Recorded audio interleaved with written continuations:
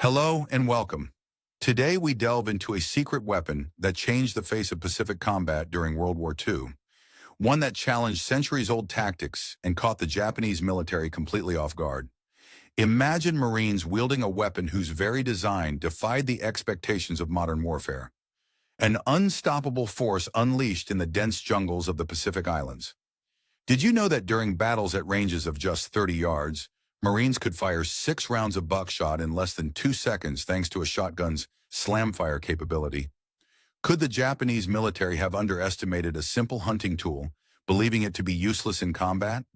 Were the close-quarter strategies that Japan relied on actually vulnerable to a weapon designed for rapid, widespread fire?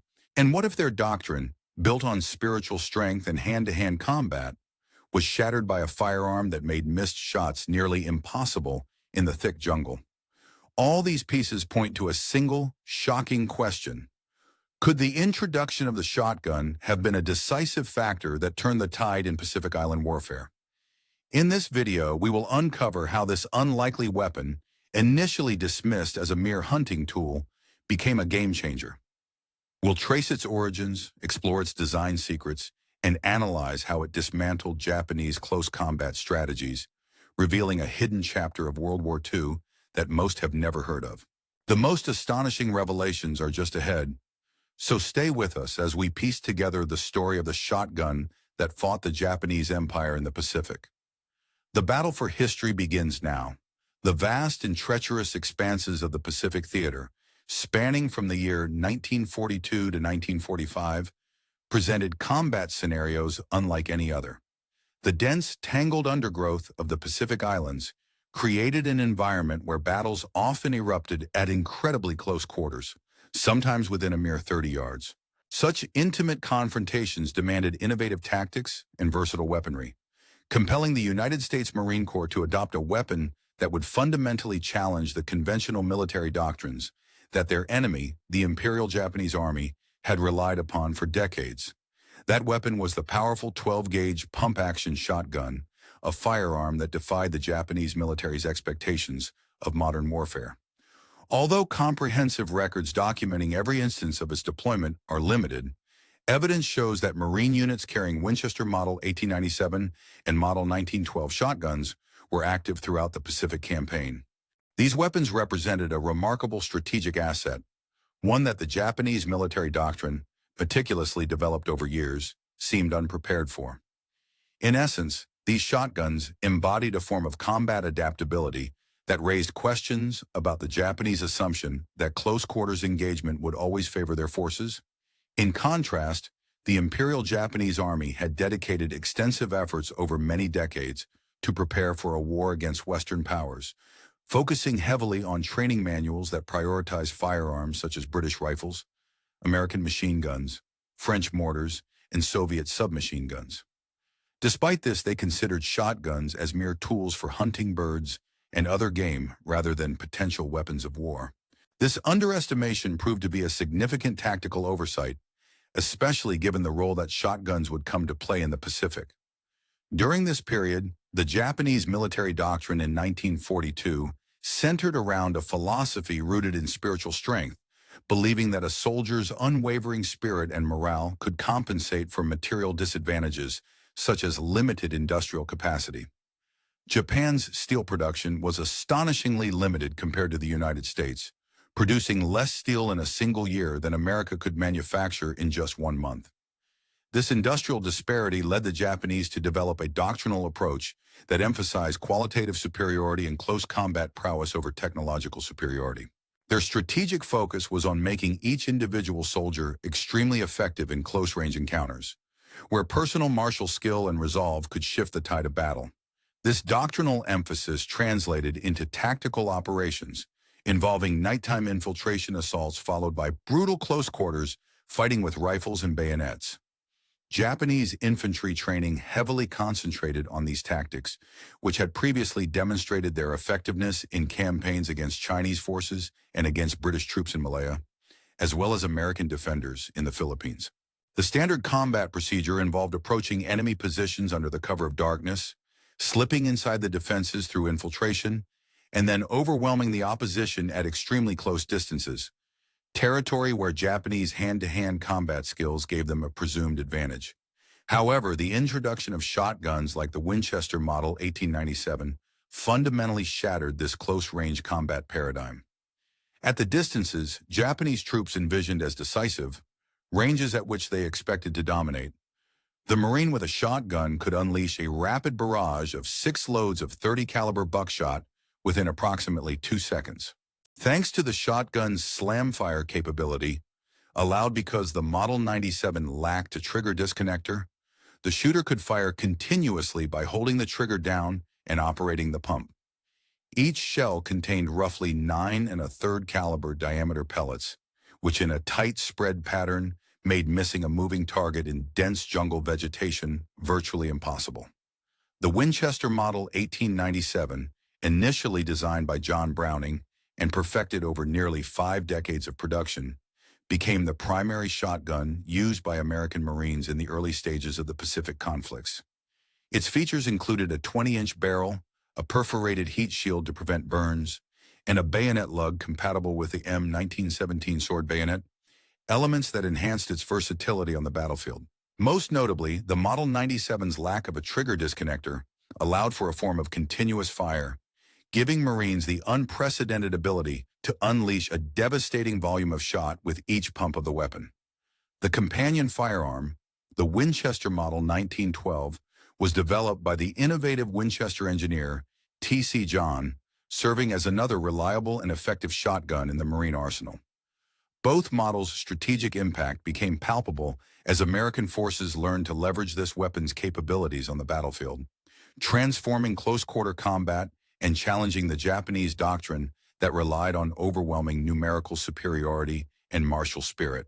The shotgun's capacity for high volume, rapid fire at close ranges provided Marines with a decisive advantage, undermining the Japanese assumption that their tactical approach would always prevail at these critical fighting distances. The design of the Sun, an evolution of Browning's earlier models, incorporated a sophisticated internal hammer mechanism aimed at significantly reducing the risk of accidental discharges. This improvement not only enhanced safety during handling in combat, but also contributed to the weapon's reliability in the field. By the year of 1943, this particular model, sometimes referred to as the Model 12, had largely supplanted the older Model 97 within Marine units, although both firearms continued to see service throughout the duration of the Second World War. Official military procurement records indicate a consistent production rate for these shotguns during the war. However, precise figures concerning their deployment in combat zones remain undocumented or are not readily available. The ammunition used in these weapons was just as vital to their overall effectiveness as the guns themselves. Standard loads of .00 buckshot, which was commonly issued, consisted of 9 pellets, each weighing approximately 53.8 grains and measuring about 8.38 millimeters in diameter. When fired at a distance of 10 yards, the shot pattern would typically spread to encompass roughly 10 inches in diameter. Increasing the range to 20 yards resulted in a pattern covering about 20 inches, and at 30 yards, about 30 inches across. In the dense jungles and thick foliage that characterize Pacific Island combat zones, such as those encountered during the Guadalcanal campaign, visibility rarely exceeded 30 yards. The inherent dispersal pattern of buckshot turned out to be a tactical advantage in such environments, where precise aiming was often impractical. This widespread shot pattern helped compensate for the difficulty of hitting adversaries in the tangled vegetation, thus safeguarding Marines during patrols and defensive perimeter duties. The Guadalcanal campaign, which spanned from August of 1942 to February of 1943, represented the first major offensive by American forces in the Pacific theater. Marines from the 1st Division landed equipped with a variety of firearms, including some shotguns. However, detailed records staff have not preserved the exact number of shotguns issued or their specific deployment during these operations. The Battle of the Tenru River, referred to in some sources as the Battle of Alligator Creek, fought on August 21, 1942, resulted in the near-total annihilation of Colonel Kona Ichiki's 37-man detachment, with Japanese casualties numbering approximately 789 killed. While this fierce encounter has received considerable attention in historical accounts of the Pacific War, primary sources such as official battle reports largely credit the Japanese losses to machine guns, especially Browning Model 1917 water-cooled variants, and to canister rounds fired from 37mm anti-tank guns. There is only limited mention of shotgun use in these reports, suggesting that shotguns played a secondary role in the overall tactical picture during that engagement. Throughout the course of the Guadalcanal campaign, Marines primarily employed shotguns for perimeter defense, jungle patrols, and close-quarters combat scenarios. Photographs from the period often depict Marines operating with point men wielding Winchester shotguns during patrols, especially poised to respond swiftly to ambushes or enemy attacks in the thick jungle terrain.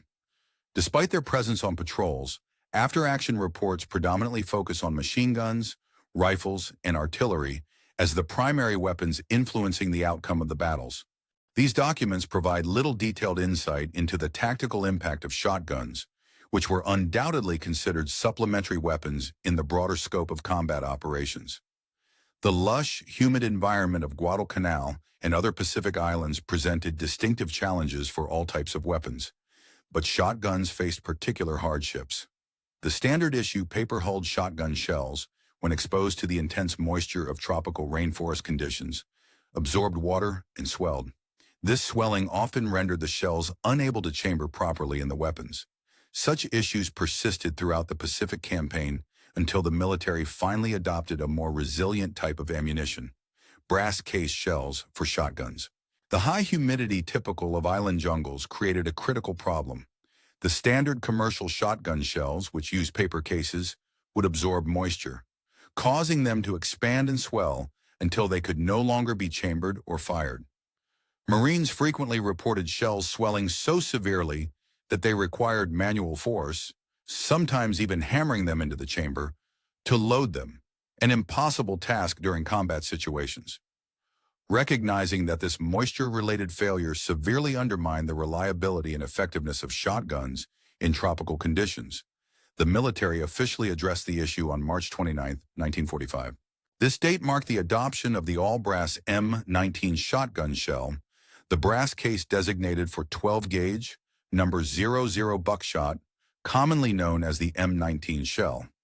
The transition to brass cases dramatically improved the durability and reliability of shotgun ammunition in humid tropical environments, restoring their operational effectiveness during the final phases of the Pacific conflict. This change not only solved the immediate issue of swelling and misfeeding, but also extended the functional lifespan of shotgun ammunition used in jungle warfare, ensuring that these weapons could continue to serve their purpose in a demanding and hostile climate until the end for shotguns to serve as highly effective close-quarters weapons, owing to their stopping power and the ability to fire specialized loads such as buckshot or anti-personnel rounds. However, the reality of their deployment during this grueling campaign was far more nuanced. The delays in adopting shotguns into widespread service illuminates much about logistical constraints and tactical priorities during the early years of the conflict. Many Pacific veterans, upon recounting their wartime experiences in personal memoirs, seldom mention shotguns, primarily because these weapons were introduced late in the war's course. For most of the years protagonists fought in the Pacific theater, shortages of ammunition, along with logistical difficulties in resupplying specialized munitions, rendered shotguns less practical, thereby diminishing their influence on daily combat operations. Recognizing the need to standardize and improve the effective use of shotguns, the United States military formulated a comprehensive technical manual designated TM-9285. This directive was published on the 21st of September in the year 1942.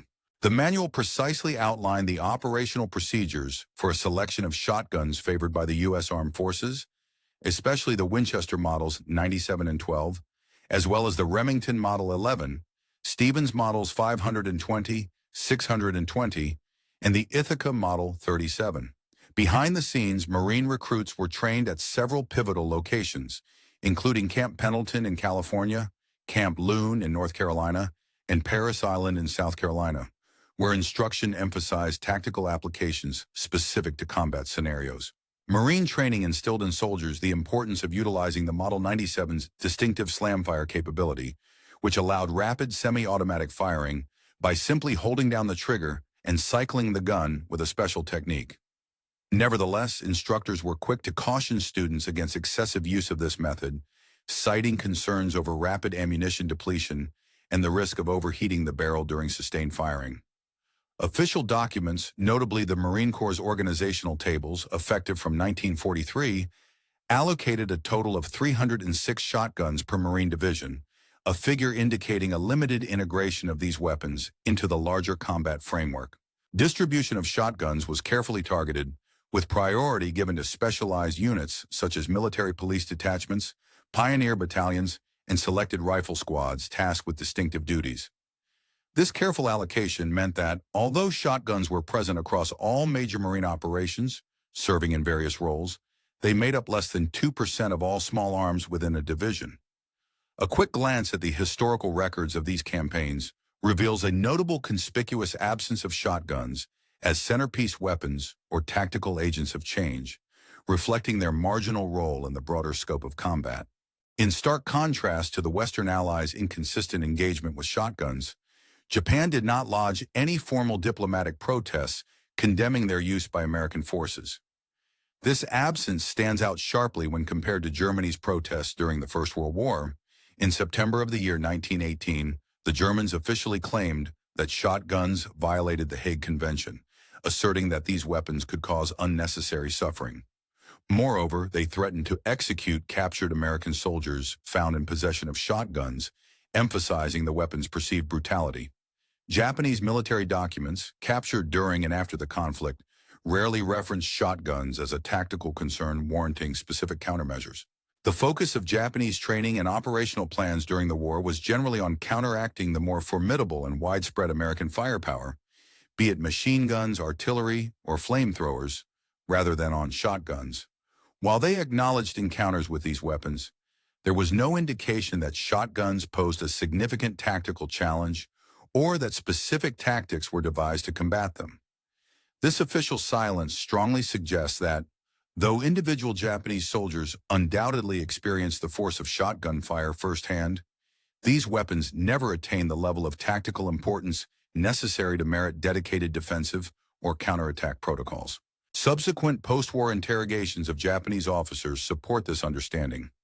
No references arise documenting shotguns as problematic weaponry. Instead, discussions tend to center around America's overall material superiority, overwhelming firepower, combined arms tactics, and technological advantages, factors which overshadow the relatively minor role that shotguns played in combat. Notably, this contrasts with the Japanese military's detailed documentation regarding flamethrowers, which did prompt tactical changes on the battlefield.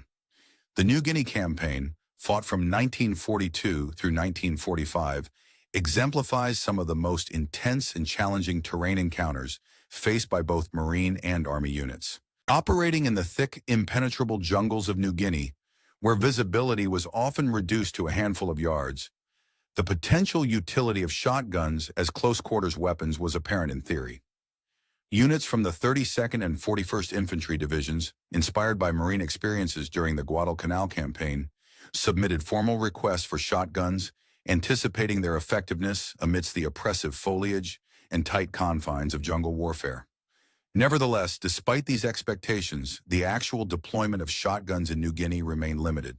The stringent logistical demands, the late-stage adoption of shotguns during World War II, the deployment of shotguns by Marine units was subject to a wide array of challenges and limitations that critically impacted their operational effectiveness in various combat scenarios.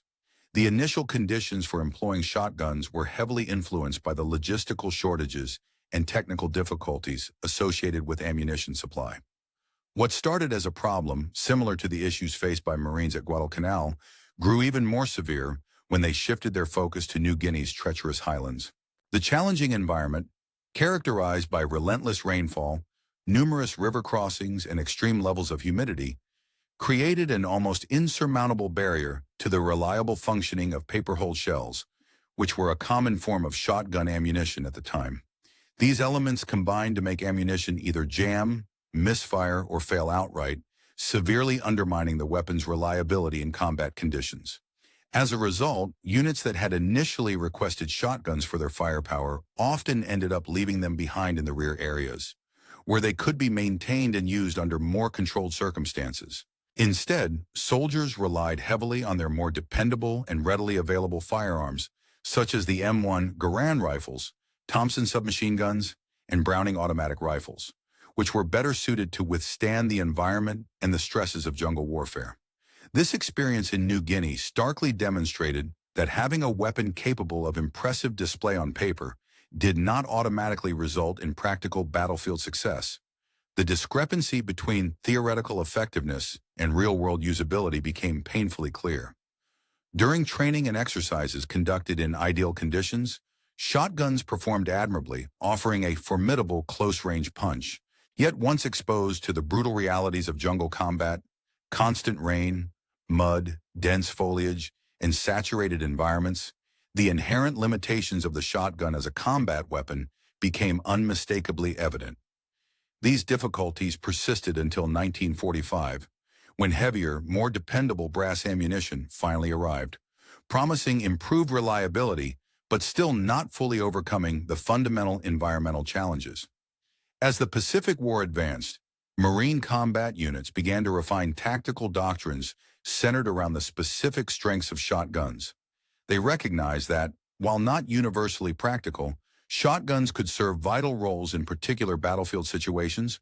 Their most valuable applications proved to be in three distinct functions: providing point security during patrols, defending perimeters against enemy infiltration, and guarding prisoners. Within patrol operations, specially designated scouts would carry shotguns to serve as the leading element of the patrol.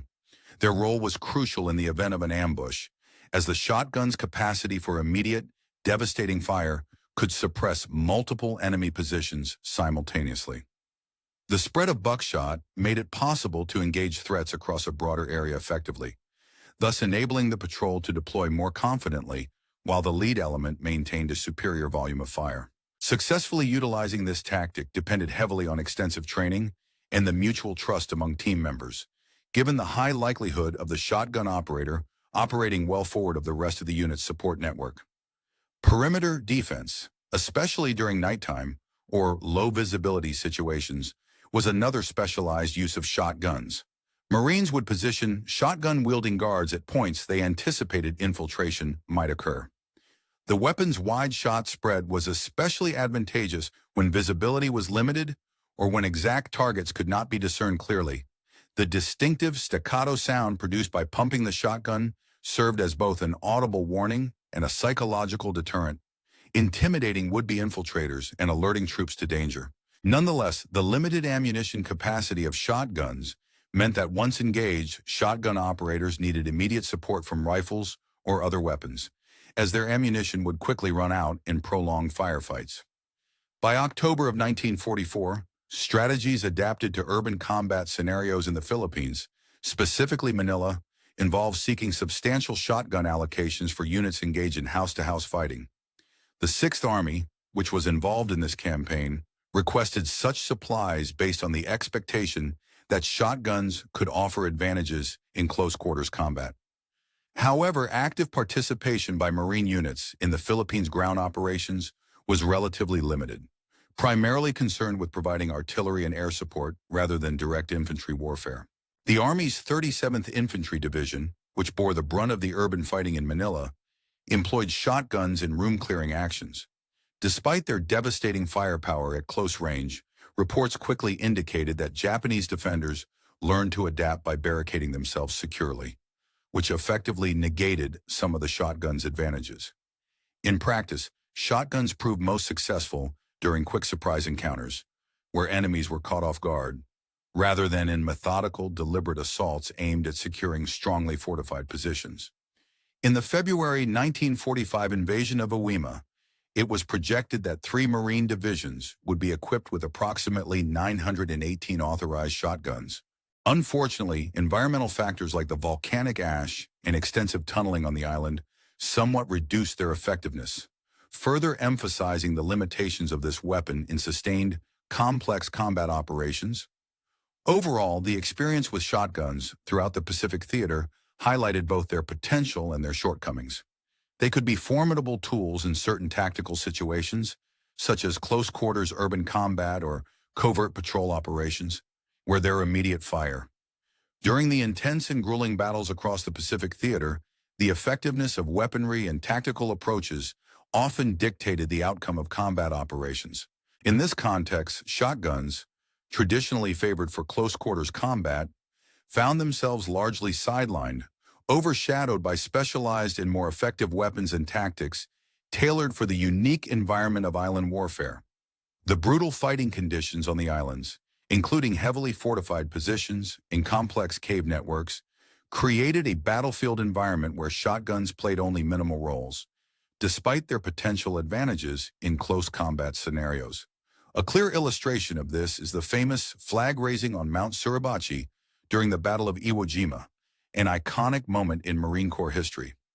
It occurred only after American flamethrower and demolition teams had painstakingly cleared Japanese defensive positions, not through direct shotgun assaults. Marine units on Iwo Jima, particularly prior to the final stages of fighting, relied heavily on flamethrowers, powerful incendiary weapons capable of clearing caves and bunkers that were otherwise impenetrable.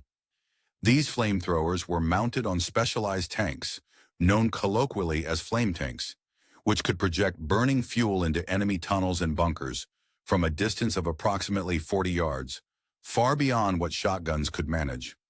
During the Iwo Jima campaign, which inflicted around 26,000 American casualties, combat records do not indicate any specific incidents where shotgun fire or failures in shotgun tactics directly contributed to casualties or hindered combat effectiveness. It is noteworthy that the delay in the arrival of brass ammunition, which was more reliable than earlier paper cartridges, meant that offensive operations did not benefit from the improved ammunition until quite late. Most notably, the new brass shells only reached some units in late March of the year 1945, well after the fiercest fighting had ended. This meant that the Marines still had to contend with the limitations posed by primitive, swollen paper shells, further curtailing the utility of shotguns during this critical phase of the battle. As the Pacific Campaign progressed into the spring and summer of 1945, the lessons learned from earlier campaigns began to influence subsequent operations.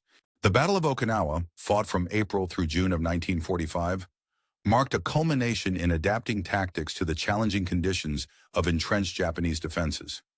During this conflict, the Marine Corps deployed their authorized stock of 612 shotguns, which had been supplied with the newly developed, more reliable brass ammunition. Although these weapons theoretically enhanced the Marines' close-quarters capabilities, the unique terrain and tactical environment dramatically constrained their use. The Battle of Okinawa was characterized by extensive fighting over open terrain, punctuated by well-fortified defensive positions. The Japanese 32nd Army had adopted a deliberate defense-in-depth strategy, moving away from the frantic banzai charges that had typified earlier confrontations, such as those at Iwo Jima. Instead, the Japanese defenders occupied heavily fortified bunkers, cave complexes, and underground tunnel systems within the formidable Shuri Line. These defenses allowed the Japanese to engage American forces from extended ranges, rendering the shotgun, a weapon optimized for close combat, less effective. In such conditions, Marine units primarily relied on coordinated tank and infantry tactics, with flamethrower tanks providing crucial close support for infantry assaults. Shotguns did find some use during the final stages of Okinawa, however, mainly in clearing out remaining Japanese defenders from captured fortified positions and caves. As the Japanese defenses gradually crumbled, Marine squads moved in to contain and eliminate any remaining pockets of resistance where shotguns could deliver devastating close-range fire. Moreover, shotguns were employed by military police units tasked with managing the enormous civil populations and controlling the movement of civilians caught amidst the combat. Even though these applications were significant from a logistical and security perspective, they represented only a small fraction of the overall combat effort in tactical utilization of shotguns during the entire campaign. Despite the extensive array of documented combat operations, detailed accounts of shotgun employment in the Pacific remains surprisingly scarce. Many official records and personal narratives focus on more prominent weapon systems, such as rifles, machine guns, flamethrowers, and artillery. Collections like the Library of Congress Veterans History Project hold thousands of interviews with veterans, yet mentions of shotguns in combat scenarios are infrequent. Similarly, the National Museum of the Pacific War contains a vast repository of oral histories, over 4,000 recordings, but specific references to shotgun use are almost non-existent. Even prominent memoirs by seasoned veterans tend to omit references to shotguns. For instance, Eugene Sledge's celebrated memoir, With the Old Breed, renowned for its detailed and compelling account of the Pacific War, makes no mention of shotguns, despite documenting his experiences as a rifle company member on Peleliu in Okinawa. Likewise, Robert Leakey's Helmet for My Pillow, a detailed personal account of his service during the Guadalcanal campaign and beyond, also lacks any discussion of shotgun combat. These notable absences suggest that shotguns played a merely peripheral role in Marine Corps combat during the Pacific campaigns, serving more as auxiliary tools. During the period in question, the available historical references suggest that shotguns were generally regarded as specialized tools suited for particular scenarios, rather than being considered primary weapons on the battlefield. Their reputation and documented usage were mostly limited to specific roles, and they did not form the backbone of military firepower during combat engagements. Veterans who served in the Pacific Theater, for instance, often reminisced about the advantages these firearms provided during night security patrols and surprise counter-ambush operations in dense jungle environments. However, these personal accounts invariably emphasize that the ultimate determinants of battlefield success were the more substantial and versatile weapons, such as rifles, machine guns, and artillery pieces like mortars. This viewpoint finds strong confirmation in official military records, which clearly indicate that shotguns accounted for less than 2% of the total armament inventory within divisions. The United States industrial complex during the Second World War was capable of mass-producing military-grade shotguns in large quantities. For example, Winchester, one of the leading enterprises, manufactured approximately 25,000 Model 97s and between 60,000 and 80,000 Model 12 shotguns under military contracts. Other companies such as Remington, Stevens, and Ithaca also contributed by producing additional thousands of these firearms. Such production figures vividly illustrate the impressive industrial capabilities of America at the time, yet they do not necessarily imply widespread deployment of shotguns in frontline combat scenarios. Most of these shotguns found their way into training facilities, security units, and rear echelon duties rather than active combat units. In particular, the military police relied heavily on shotguns for managing prisoners and securing convoy routes, while naval vessels often carried shotguns to conduct boarding operations and maintain security during patrols. Air bases utilized shotguns for perimeter defense roles, which, although essential, did not involve direct engagement with enemy forces.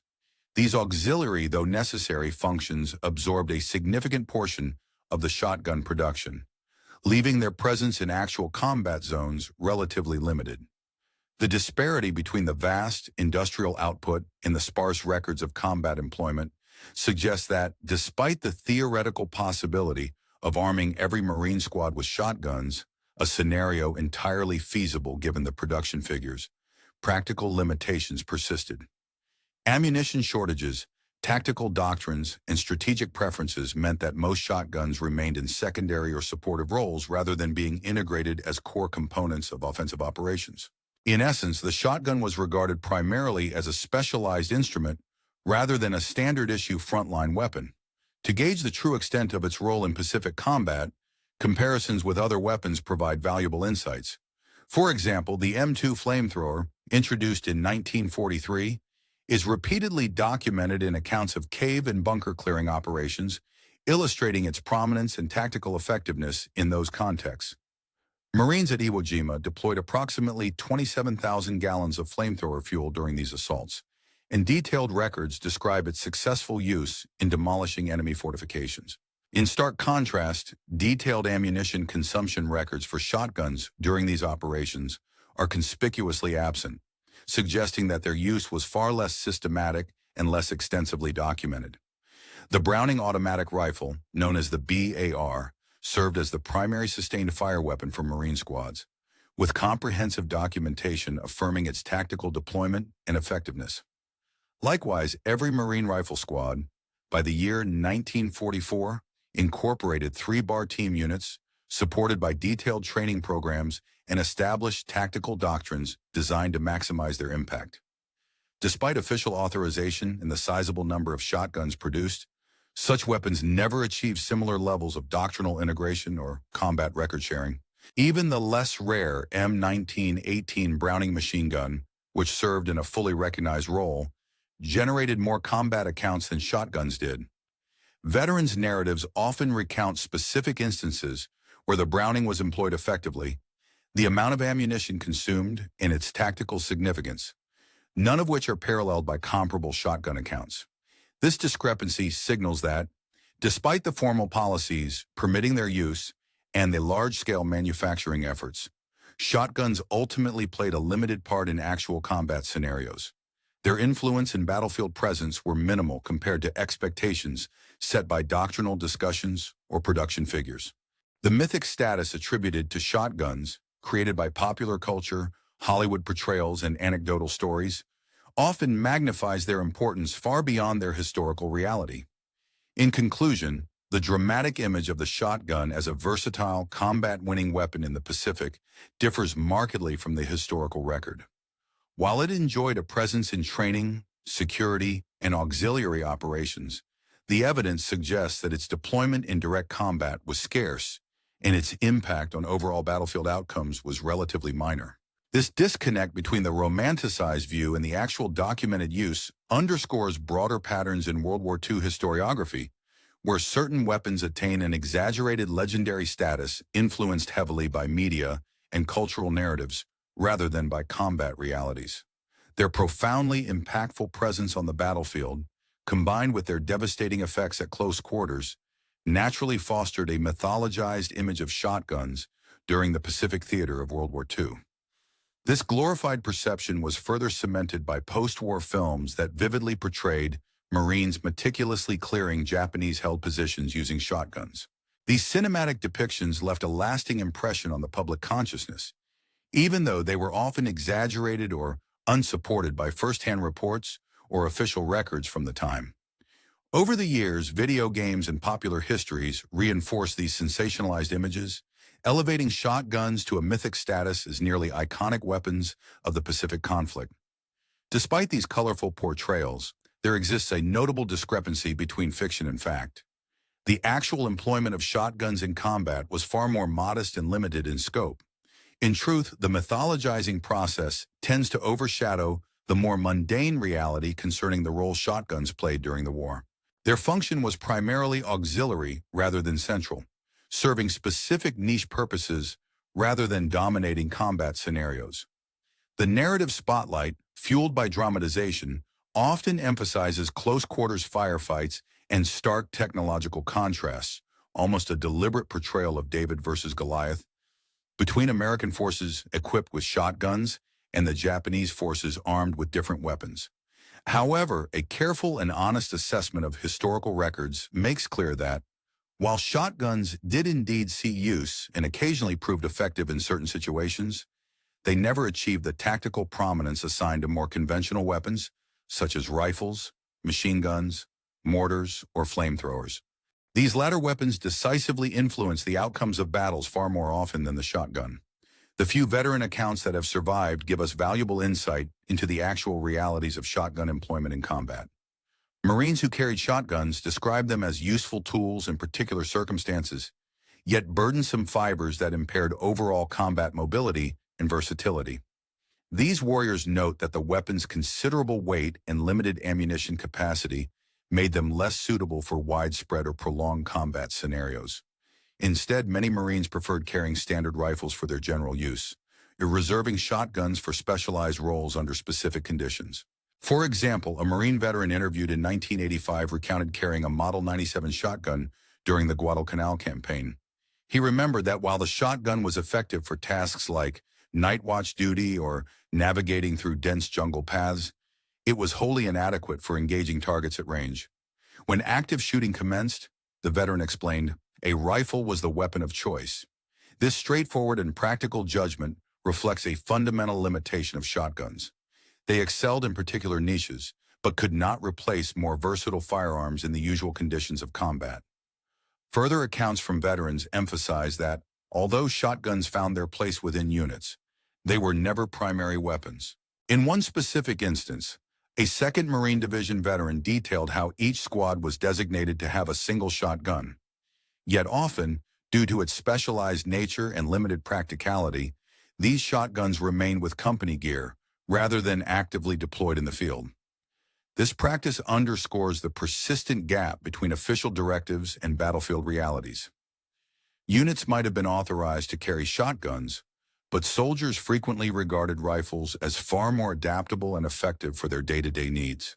During the war, a notable technological advancement appeared with the introduction of brass-cased M19 ammunition, which addressed the long-standing issue of moisture-sensitive shells that had historically hampered shotgun performance across the vast and humid Pacific environment.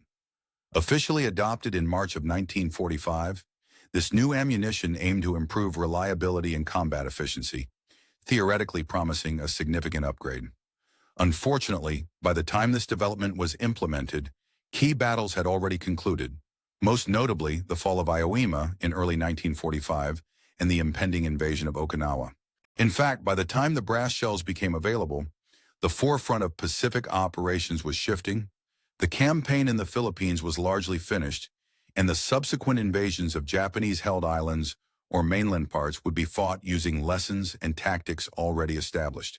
The timing of this technological improvement meant its potential impact was limited, though it was considered promising by military planners preparing for Operation Downfall.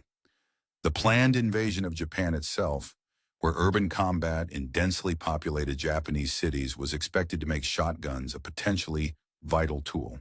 Furthermore, the use of atomic bombs on Hiroshima and Nagasaki in August of 1945 rendered the need for such specialized equipment largely obsolete, as the anticipated ground invasion was effectively rendered unnecessary. The expected combat utility of brass ammunition remained largely untested in actual warfare beyond occupation duties and pre-invasion training scenarios. Military strategists believe that had this brass ammunition been introduced earlier, it could have significantly enhanced the shotgun's performance, especially in close urban fighting. Yet such conjecture remains speculative and cannot change the factual record of events.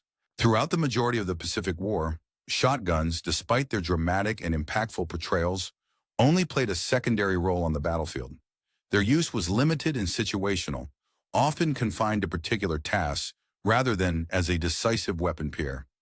Therefore, while myth and media have cast shotguns as critical, during World War II, the role and effectiveness of shotguns in combat situations, especially among Japanese forces, faced significant challenges that ultimately limited their practical utility on the battlefield. The inherent issues related to the reliability of ammunition used in shotguns were a core problem, often the most critical factor. Yet these issues were rarely addressed with specific countermeasures by Japanese military strategists or tactics.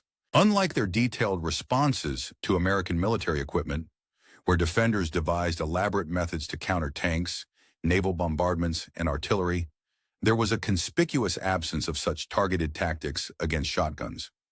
In the wider context of the Pacific Theater, Japanese forces developed complex and well-thought-out defenses that aimed primarily at neutralizing American technological and firepower advantages.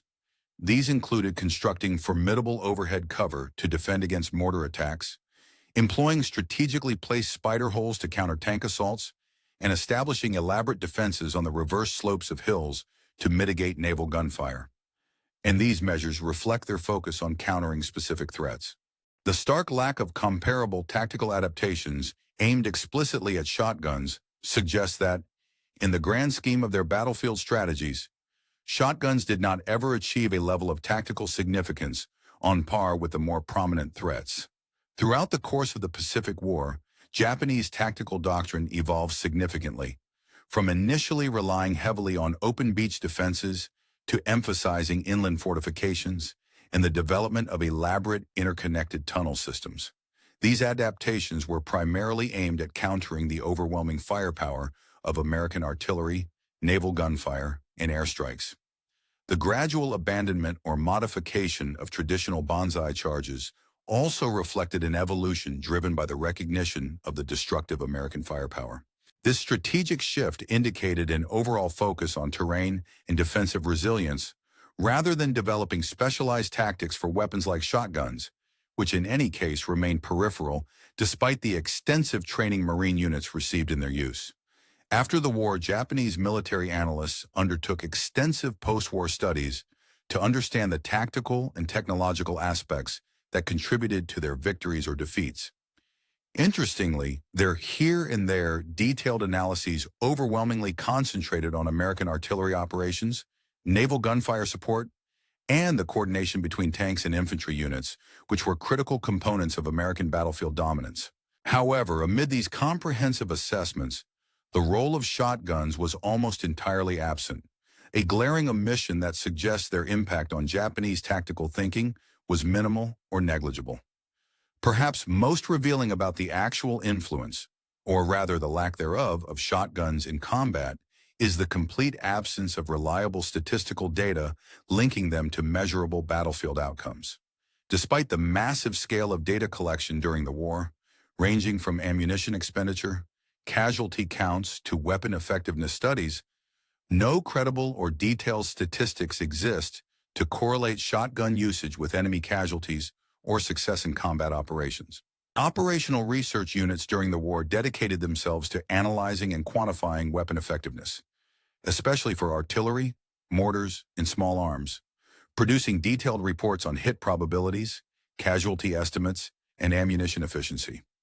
Yet similar rigorous analyses or statistical records pertaining to shotguns are entirely missing. This noticeable gap in data or analysis not only indicates an insufficient level of combat employment for shotguns, but also underscores that they remained a secondary or supporting weapon rather than a primary combat tool. Even informal estimates or anecdotal mentions from veterans, such as the number of rifle rounds fired, grenades thrown, or mortar shells detonated, are common in war memoirs, but shotguns are conspicuously absent from such records. This statistical void points towards a broader reality. Despite their theoretical integration into Marine Corps units and the specialized training provided to soldiers in shotgun handling and techniques, shotguns never truly integrated into the core of battlefield tactics. Marine training camps at places like Camp Pendleton place significant emphasis on preparing troops to effectively wield shotguns. They learn to perform slam-fire techniques, practice jungle shooting scenarios in simulated environments, and qualified with both buckshot and slug loads. These rigorous training regimes fostered the expectation that shotguns would play prominent and versatile roles in combat, especially in the dense jungles and confined spaces, characteristic of Pacific Island warfare. However, the harsh realities of battlefield conditions rarely aligned with these initial expectations. The controlled, predictable conditions of training did not mirror the brutal and unpredictable environments encountered on combat zones such as Guadalcanal or Eniwetok. The intense humidity, volcanic ash, and dense foliage created an entirely different setting where targets did not hold still, enemies did not cooperate, and engagements at extended ranges, which shotguns are poorly suited for, became commonplace.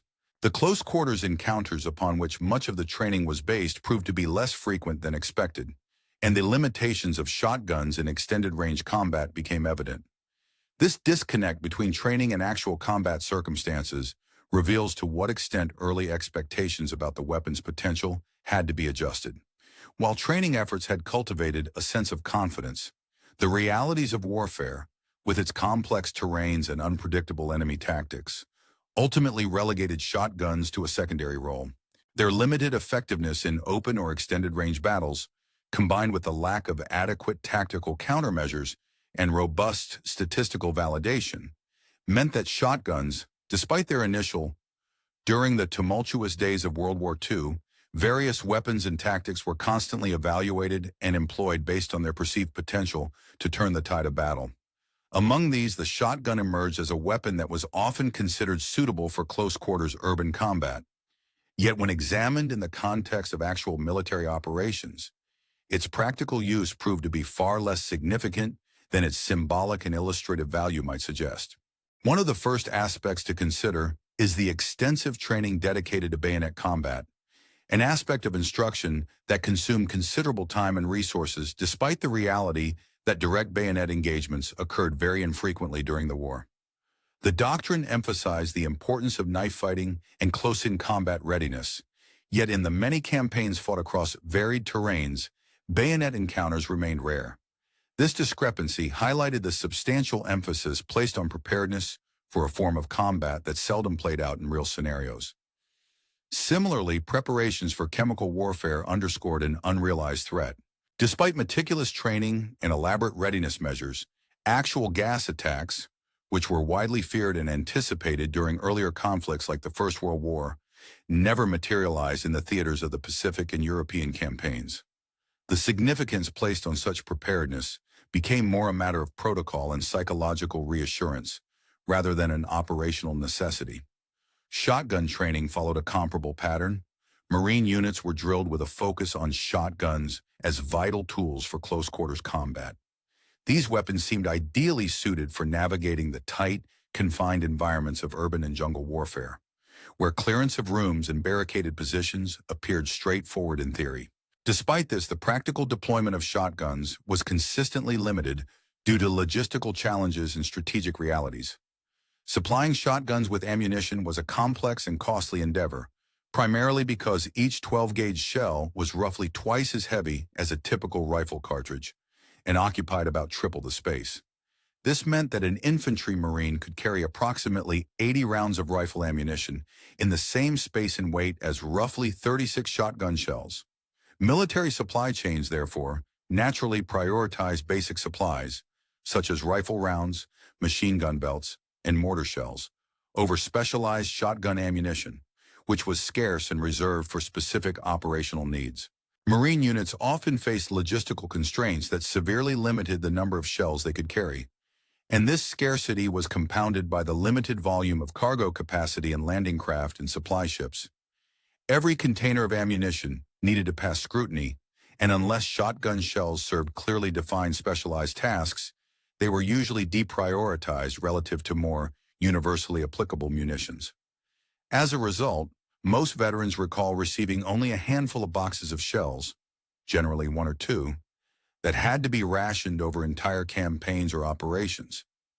This scarcity greatly dissuaded the liberal use of shotguns, further diminishing their potential impact within the battlefield context. Despite initial hopes that shotguns would prove especially effective in urban combat environments, where close-quarters engagement, room clearing, and building interdiction were anticipated, the actual experience on the ground in places such as Manila and Naha revealed a different reality. Cityscapes fortified with barricades, interconnected avenues of fire, and cleverly hidden booby traps created kill zones that kept Marines at distances well beyond the shotgun's effective range. Defensive measures by Japanese fighters often involved establishing fortified positions that enforced engagement at ranges where shotguns, designed primarily for very close quarters, simply could not deliver their intended punch. Barricades and sophisticated fire control measures rendered the weapon's rapid-fire capabilities less relevant, and the Marines found that the close-range combat scenarios where shotguns might have had an advantage were either avoided or expertly avoided by the defenders. When urban combat conditions brought Marines into close proximity with enemy positions, veterans primarily relied on alternative weaponry that offered similar or superior combat effectiveness at close ranges. Gear such as grenades, Thompson submachine guns, and flamethrowers became the weapons of choice, largely because they provided sustained firepower over multiple rounds and could adapt more flexibly to unpredictable combat situations. For instance, the Thompson submachine gun's magazine capacity of around 30 rounds significantly outstripped the shotgun's supplemented 6-round capacity, making it more suitable for prolonged firefights. In terms of documented battlefield impact, shotguns left a surprisingly minimal imprint on Japanese military strategies or tactics. Nonetheless, despite such limited practical importance, shotguns acquired a disproportionate place in American military propaganda, mythology, and popular imagination. The image of a Marine wielding a trench broom-style shotgun, often termed a trench gun, as he cleared Japanese positions, remains an iconic symbol of American resolve and rugged individualism. This iconic imagery, although exaggerated and perhaps rooted more in mythology than measurable combat efficacy, helped shape perceptions of the Marine Corps' toughness and resourcefulness. Interestingly, the cultural significance of the shotgun extended beyond its actual battlefield contribution, symbolizing a distinctly American approach that prided itself on pragmatism and ingenuity.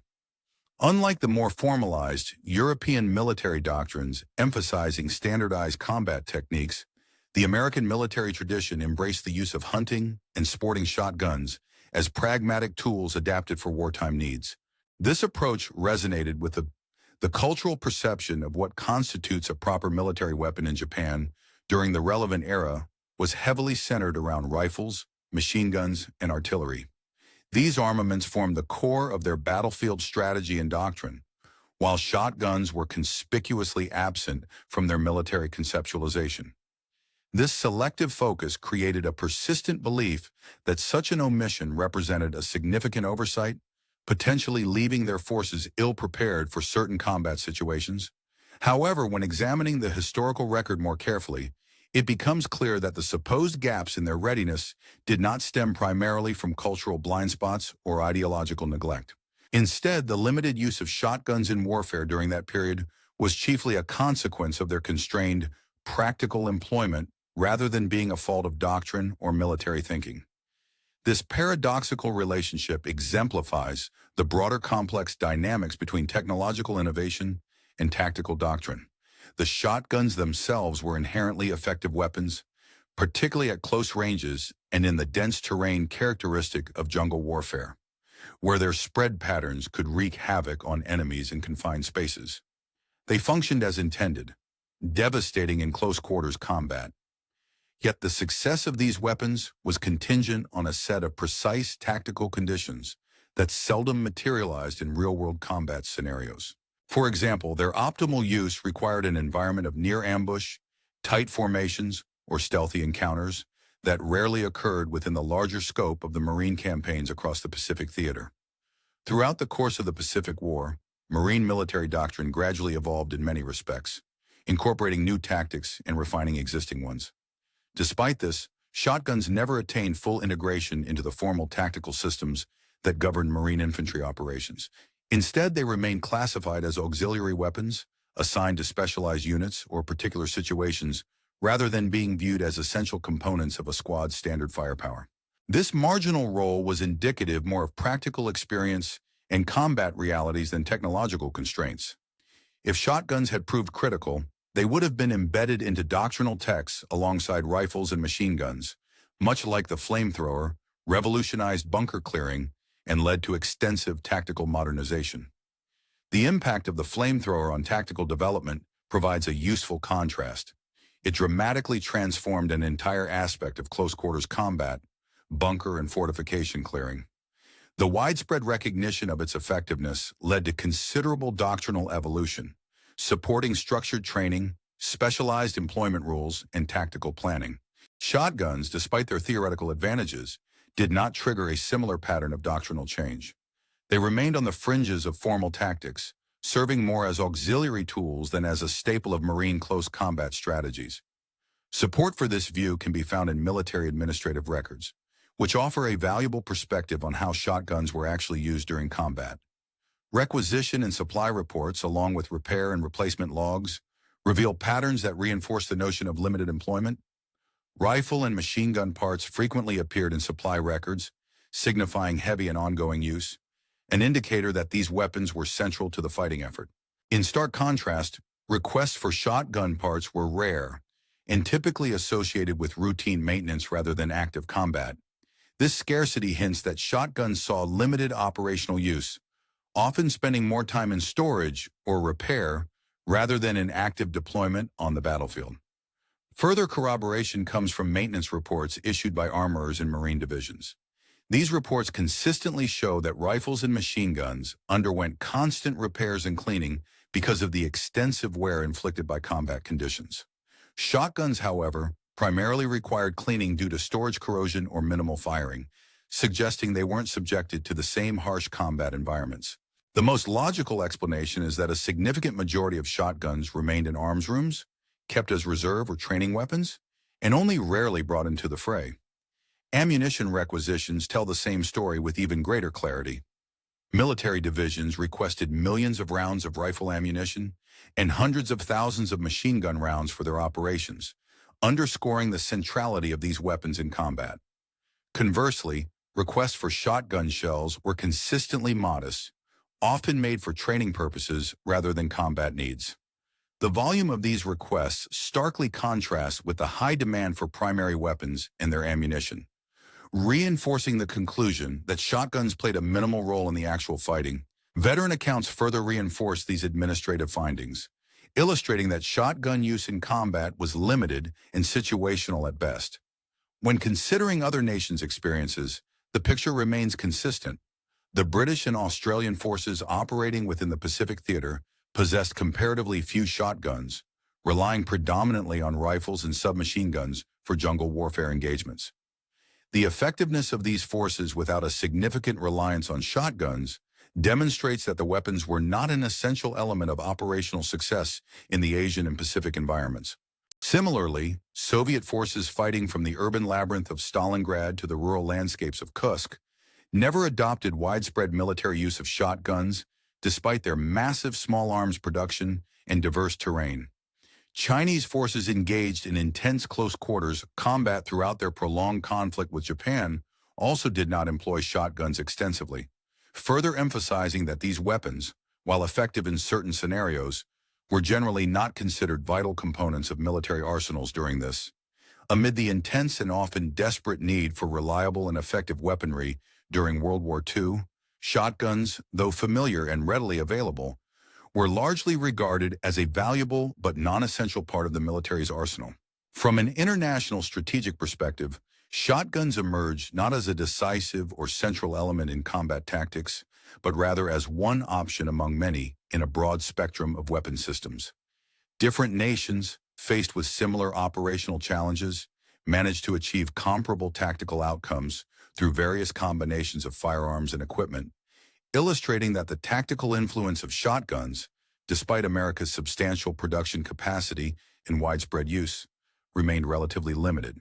In essence, while American military factories churned out large quantities of shotguns, their actual impact on the battlefield was more modest than one might assume, especially when measured against larger, more versatile weapons like rifles and machine guns. Following the conclusion of the war, military analysts undertook comprehensive evaluations of the weapons used during World War II to determine which kinds deserve continued development, procurement, and emphasis for potential future conflicts. These post-war assessments prioritized weapons that demonstrated versatility, firepower, and battlefield effectiveness, leading to a focus on rifles, machine guns, mortars, and recoilless rifles. Conversely, shotguns received only cursory attention in these evaluations, indicating that their performance in the wartime environment did not justify significant future investment or widespread adoption. During the Korean War era, despite the ferocity of close-quarters combat amid urban and jungle battles, shotguns saw remarkably limited deployment. Marine units engaged in dense terrain and firefights at extremely close ranges relied on rifles such as the M1 Garand, machine guns like the Browning automatic rifle, BAR, and carbines rather than shotguns for patrols and everyday operations. This choice by combat veterans, who had experienced the Pacific Theater firsthand, reflects an informed assessment. Shotguns may have been useful in theory, but proved less practical compared to traditional firearms tailored for adaptability and range. When the Vietnam War broke out, however, there was a noticeable shift in shotgun usage. Soldiers and special units began employing modified commercial shotguns, tuned for jungle patrols and close-quarters combat. These weapons often featured custom modifications suited to the dense, tangled terrain and unpredictable encounters in Southeast Asia.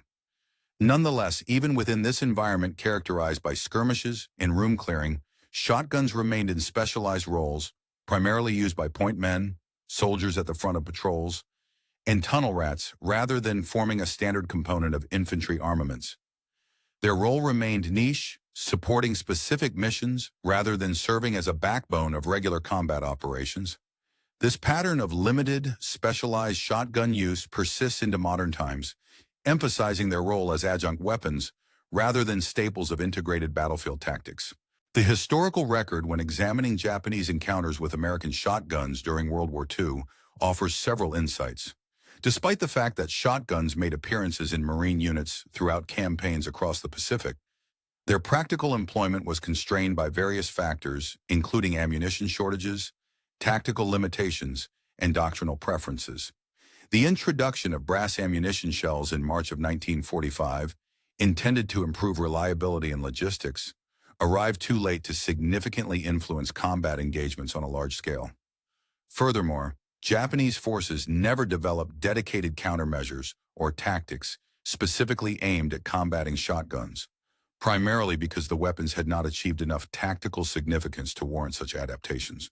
The absence of references to shotguns in Japanese military documents, training manuals, and post-war studies underscores their peripheral role in the broader scope of combat outcomes. Japanese tactical development, in general, was more reactive to the formidable American firepower as a whole rather than targeting specific weapons like shotguns, whose impact was ultimately deemed marginal. A closer look at the discrepancy between the authorized numbers of shotguns assigned to units and their actual usage further highlights the practical limitations of these weapons. For example, Marine divisions were authorized to carry over 300 shotguns per division. Yet the majority of these arms did not see frontline use or become integral to combat operations. Instead, most shotguns were relegated to secondary roles such as guard duties, training exercises, and rear area security. Veterans' accounts providing rare mentions of shotguns in combat tend to describe them as useful for particular, limited situations, but not as primary weapons that decided the outcome of major engagements. Finally, there exists a pervasive myth concerning the significance of shotguns in the Pacific War that far exceeds their actual documented impact. Popular culture and wartime sensationalism have elevated shotguns to iconic status, portraying them as decisive material in jungle skirmishes and close-quarters battles. This romanticized image, however, displaces a more subdued reality, where primary source evidence shows that shotguns played a secondary, supporting role, often overshadowed by the larger, more versatile firearms that proved more effective in the diverse and challenging environments of the Pacific Theater. Such myth-making obscures the more mundane but accurate picture that shotguns, while familiar and sometimes useful, were ultimately marginal in shaping the wider tactical and strategic outcomes of the conflict. In the grand and often chaotic theater of warfare, it became clear that the fate of battles was predominantly dictated not solely by the weapons themselves, but by how they were integrated into larger strategic frameworks. While armies relied most heavily on powerful artillery, naval gunfire, aircraft, and flamethrowers, tools that decisively influenced the course of engagements, other weapons like rifles, machine guns, mortars, and notably shotguns played more niche roles. The story of the shotgun in military practice, especially during the Pacific Theater of World War II, offers far-reaching insights into how technological innovation must be carefully aligned with doctrine, logistics, and training. Merely possessing advanced or specialized weaponry does not automatically translate into tactical advantage or battlefield success. To truly harness the potential of any weapon, it must seamlessly fit into a coherent system of military operations. In theory, shotguns promise several strategic advantages. Given their capacity for rapid fire at close range, they seemed ideally suited for confined combat zones, building interiors, or specific assault scenarios. Despite these apparent virtues, they ultimately could not surmount the myriad practical limitations that hampered their widespread employment in the chaos of combat. The Japanese military, for example, failed to anticipate the widespread utility of shotguns, but this failure was largely inconsequential. This was because shotguns never acquired the tactical significance needed to exploit that oversight. Their limited role in actual combat proved that this unpreparedness was more an accurate reflection of their marginal status rather than a vital mistake in strategic planning. Throughout the Pacific conflict, the weapons that actually wielded influence over the outcome, such as artillery, naval gunfire support, aircraft and flamethrowers, were the focus of dedicated development, training efforts, and organizational planning by the Japanese military. They paid attention to these tools because history and battlefield experience had shown their importance. Meanwhile, American industry demonstrated impressive industrial capacity by producing thousands of military shotguns, showcasing a manufacturing prowess that emphasized quantity. However, this production did not automatically convert into battlefield advantage. The critical issue lay in the difference between the ability to mass produce and the ability to effectively utilize what was produced under the often challenging conditions of the Pacific. This disparity reveals an essential lesson. The strength of a nation's industrial complex does not guarantee tactical or operational superiority in combat. The disconnect between the high levels of production and the actual tactical employment of shotguns highlights a common fallacy, that more weapons or better manufacturing automatically lead to victory. In the case of Japanese infantry encountering American shotguns, the overall story turns out to be more about the narrative of military myth versus the harsh realities of history. While shotguns did appear on the battlefield and sometimes proved useful in specific situations, they failed to produce the devastating or decisive effects that popular accounts sometimes suggest. Their impact remained largely marginal on the grand scale of open conflict. Though the Japanese forces were indeed unprepared for the presence of shotguns in certain combat scenarios, especially given the weapon's perceived potential, they were not in the end significantly disadvantaged by this lack of preparation. Because shotguns never achieved a critical tactical role, the question of readiness becomes somewhat moot. The larger and more influential factors determining Japanese defeat lay elsewhere, in the inability to counter the weapons and tactics that truly tipped the balance: artillery barrages, naval gunfire, aerial dominance, and flamethrowers. These tools were prioritized and continuously refined because they demonstrated clear battlefield value, unlike shotguns, which remained confined to specialized or auxiliary roles. Historical records, including production figures, training manuals, organizational tables, and veteran accounts, consistently confirm that shotguns were present within Marine units and some Army formations. However, the actual frequency of their employment in combat, evidenced by the scarce detailed reports from soldiers and units, was limited. Statistically and tactically, shotguns did not feature prominently as primary weapons in decisive engagements.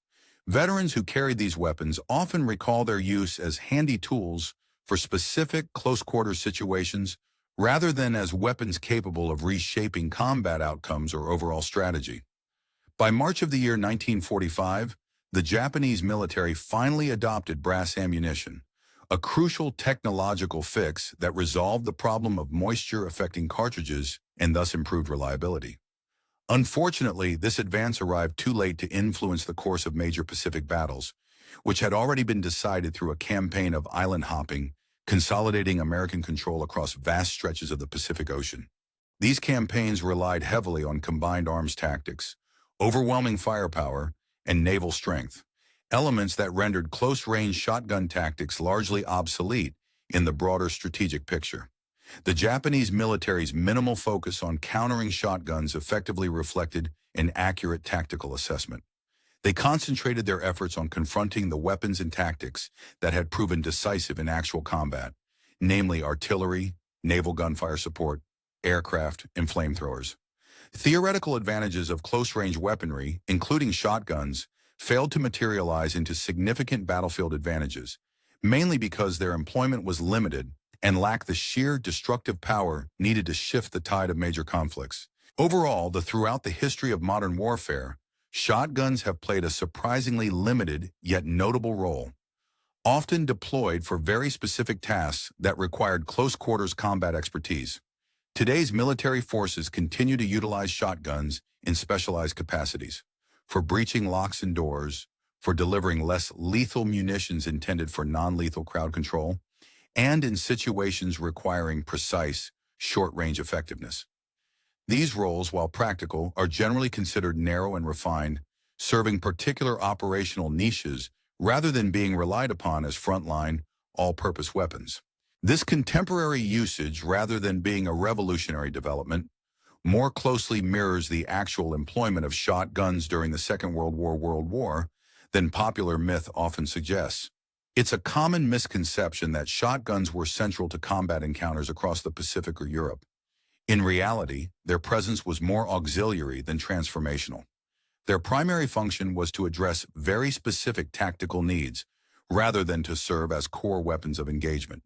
Their reputation has, over time, been amplified through storytelling and myth-building, transforming what was once simply a limited tool into a symbol of combat ingenuity, albeit often exaggerated rather than factual.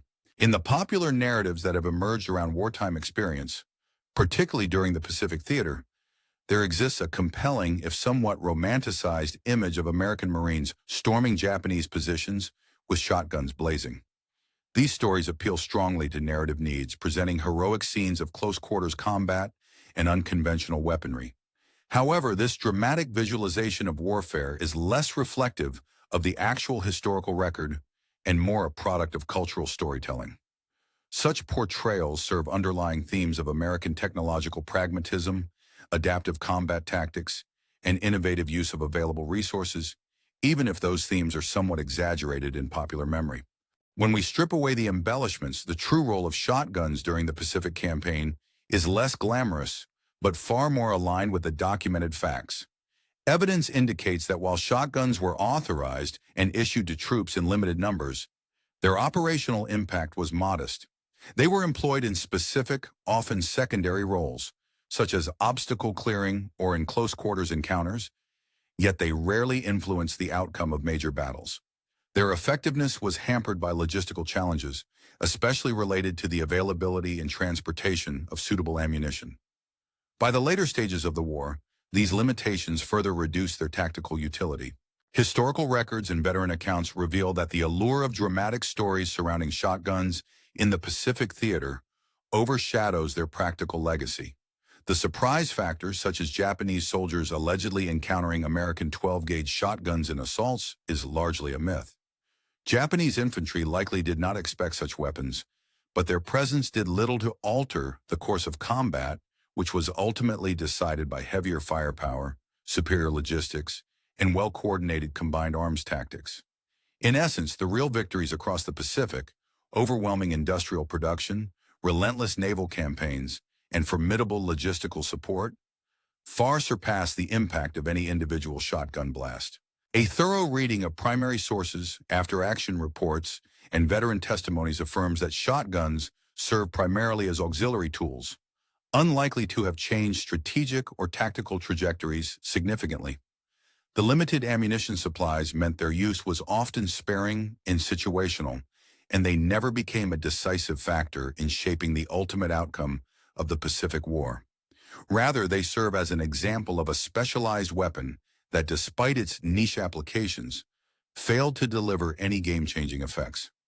Despite this understated reality, the cultural and symbolic significance of shotguns during the war took on a life of its own.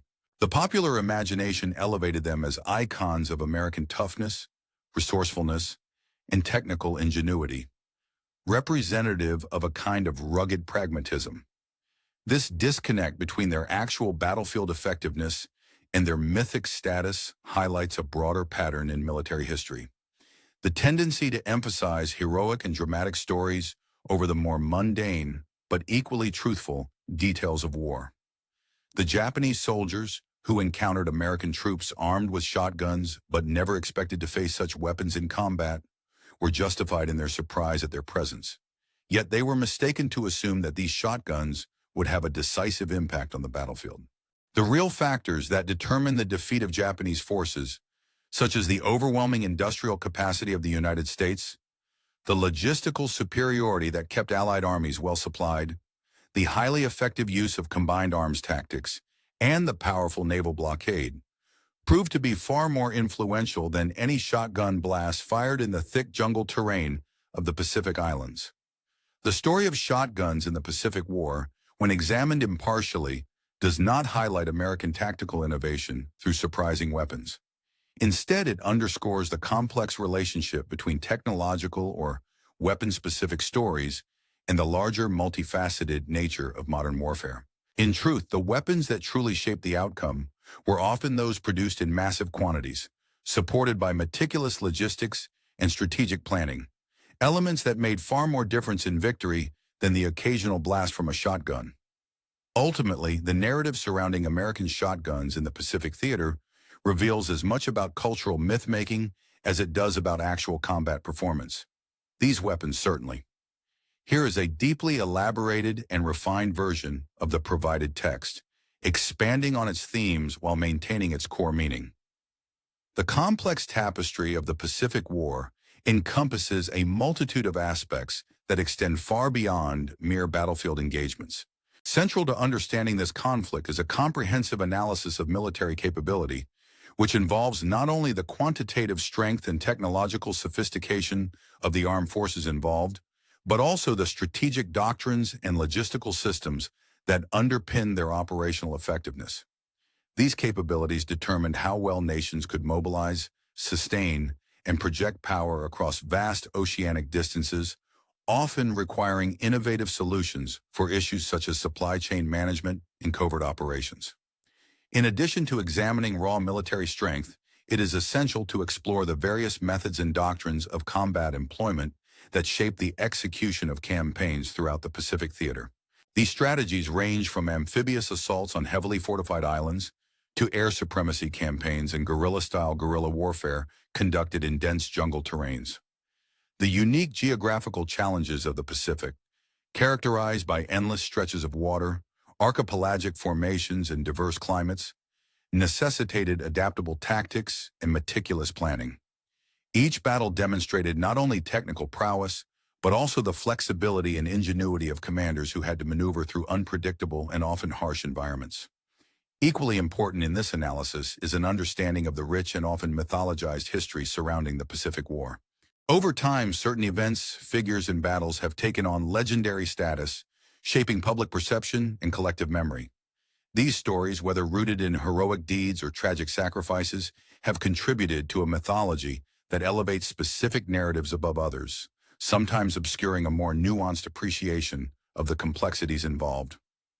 This historical mythology both reflects and influences the cultural identity of the nations involved, celebrating moments of valor while also serving as a lens through which future generations interpret their past. Together, these elements, military capability, combat employment strategies, and the surrounding mythology, offer a multifaceted perspective on one of the most pivotal conflicts of the 20th century. A thorough examination of each aspect reveals the depth of planning, courage, and resilience that characterize the Pacific War, making it a subject of enduring interest and significance in the study of modern military history. Please let me know if you'd like further modifications or a different tone.